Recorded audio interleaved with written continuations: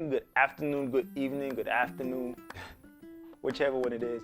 It's Lloyd and I'm back. I hope everyone's been having a blessed week. Today I decided to bring up a topic that's very near and dear to me. It seems to be a trending topic out there these days. I don't know if it's because my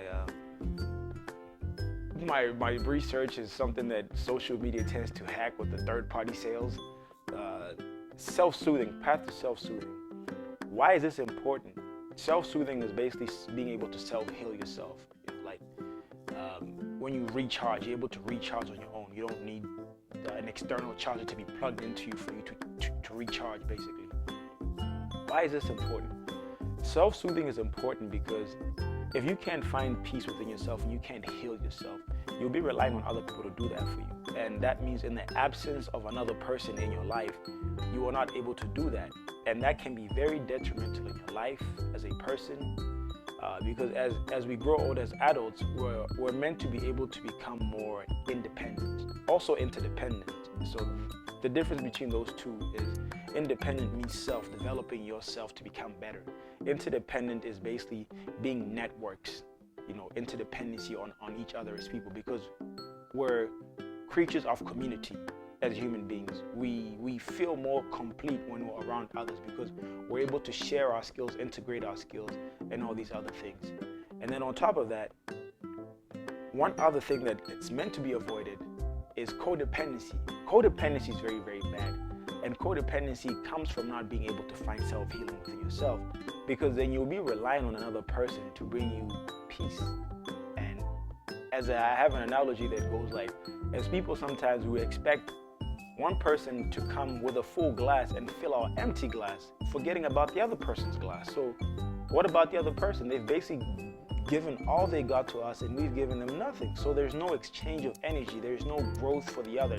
It's just drain the water out of the pasta. You know what I mean? So it's all gone now. And it's really sad because that's the expectations people have these days. And that's another bad thing. Don't place expectations on people, only to disappointment. I know that for myself because I've disappointed people and people have disappointed me. So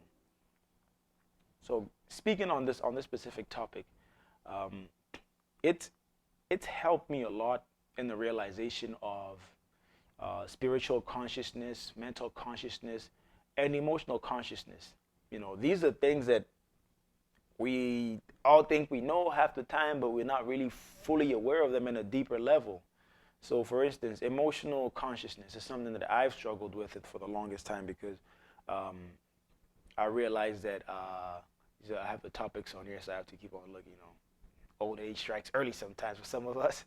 So I have to understand that growing up and all these things in life, as a man, we're kind of told that emotion is it's not all that, and I listen to everything most of the time. So I took it in like as it was, and I believe that being expressive of emotion is not manly. Emotions are weak and all these things. So it helped me break out of that toxic masculinity behavior of lack of expression of emotions, and I actually realized that I'm a lover boy. You know what I mean? I mean, man, lover boy, lover man, same thing. I'm a loving person that functions off of emotions.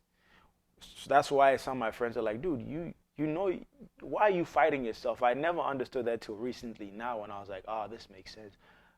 I need an emotional connection with someone, but because of the way I was going by life, being emotionally unconscious, I would hide emotions, I would suppress them, I wouldn't let them out, I wouldn't express them. I would I would always wonder why is it that when I'm in a relationship with someone, there's always something that feels like it's missing within me, and that was it. And now I found that peace. And the thing with being emotionally conscious is I realized from a book that I listened to recently by John Gottman, he was like, it so happens that about 40 to 60% of men never understand what a woman means when they tell him that he's messing up. And somehow it so happens that I was one of those guys. And the thing with that is, it comes usually from being emotionally unconscious. Because when a woman says something like that, it's usually in terms of her speaking about something that's to do with an emotional tilt, an emotional change in behavior.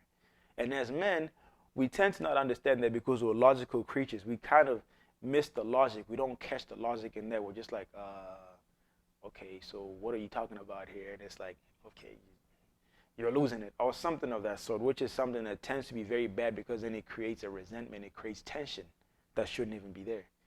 And then in terms of mental consciousness, uh, being mentally conscious is very important for me specifically because I was able to catch on to specific patterns that I was on, that some of them I look back right now and I am like, oh my goodness, this is not good.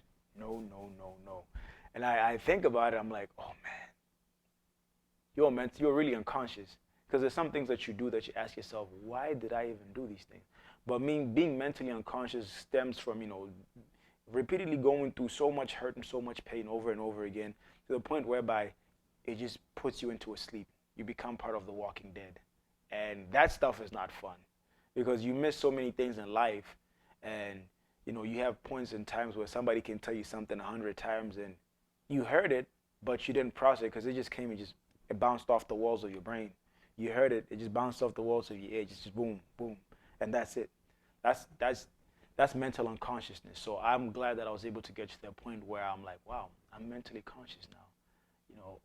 If I'm talking to somebody about something, talking to one person about something, and the other person and the other person, I'm able to remember all these three topics. But before, somehow, some way, you can ask all of my friends. They will tell you, yeah, we'll be talking to Lloyd about something right now, and then 2 minutes later, he forgot what we were talking about. It doesn't happen every time, but it happens on occasion, and it's still not good. Just because being unconscious is no fun, just to put that out there. And then you have spiritual consciousness. Spiritual consciousness is when you're able to have a path and a relationship with your maker that you're on, and you stick to that path because you're able to, with the emotion, right? You're able to feel the love for your God, and you're able to feel the love from your God. Whereas before, if you're not emotionally conscious, you are basically just doing it just because you got to do it. Just do it. And that stuff is not really it's not that fun. But now that I can feel and I can understand these things, I can feel the love, it's just very different. My devotion is a lot more free and more fluid because now I have questions. That's the thing with being emotionally conscious, being spiritually conscious and mentally conscious. You ask questions. That's why I like this statement from a book I also listened to by David Rico, When the Past is in the Present. Questions open us and answers close us. So the more questions you ask, the more you begin to understand more things. And the most important thing is, so as to say, is to be honest with the questions you ask yourself. Because it'll help you get a better understanding of why things go the way they go. And another thing also is boundaries. It helped me understand the meaning of boundaries, the true meaning and understanding and purpose of boundaries. Boundaries are very, very important because without boundaries, you'll never get any sleep to begin with. You'll never have any money. You'll never have any peace. And if you want to be single, you sure will be single for the rest of your life. And you probably will not be single, to be honest, if you want to be single, but you don't uphold boundaries. Because somebody will come and tell you, we're dating tomorrow. Boom, now you're in a relationship, but you wanted to be single. And if you want to be in a relationship, your relationship will struggle. Your relationship will struggle because you don't uphold the boundaries, because you're allowing them to be trampled over, because you're being passive. And that comes from being mentally unconscious and spiritually unconscious too, because if you're spiritually conscious, you uphold the boundaries that are meant to be kept, along with being emotionally conscious. So that's a very important thing, because if you're not conscious on that aspect, the boundaries will be broken by your friends, your co-workers, your family members, even yourself. You'll violate the boundaries that other people set for you. And that's something that I struggled with myself because I didn't understand the purpose of boundaries, except for, certain obvious boundaries that exist. But when I talk about boundaries, I mean whereby, you have a specific that you told someone that you don't like it in a certain way, but they still go ahead and do it that way. It's a small detail, but it has a great impact on the way things go for you.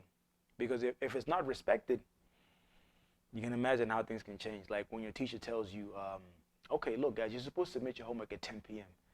You decide to submit your homework at 10:30. You basically violated a boundary. So why should you get full credit? You've had all this time to do the homework. That's the simplest one I can use. I'm not trying to go too in-depth in this. And then Another one that I found to be very important, I'll make another video pertaining to the self-soothing path. Another one that I found truly important was the understanding of cleaning up your surroundings. When you're trying to self-heal and self-soothe in general, or even just trying to grow as a person, you have to be honest with yourself about your surroundings. If your surroundings are toxic, you will not grow. You won't at all. You will not. I'm not even going to try to lie and sugarcoat it and say, oh yeah, well you have to be careful of this and that. Nope. You will not grow, because every time you push up, it's pull down. Push up, pull down. Push up, pull down. Every single time. Because when you're around people that have a toxic nature, either they're in a negative relationship to begin with, because usually that's what happens. When I say relationship, I mean friendships. Negative relationships, or actual like significant other relationship, their behavior will come and pour onto you, and it will affect you, because now what you are around is what you soak, and you will end up literally not noticing that you are mimicking them because you're unconscious. So it becomes an automatic cycle, automatic cyclistic behavior. Now you're mimicking what's around you all the time, because as it always goes, if majority of the people around you are like that, what happens to you? You become a product of your surrounding, unless if you are so strong enough that you can influence your surrounding. Rarely does it ever happen that a person becomes an influence of their surrounding. They usually become a product of their surrounding.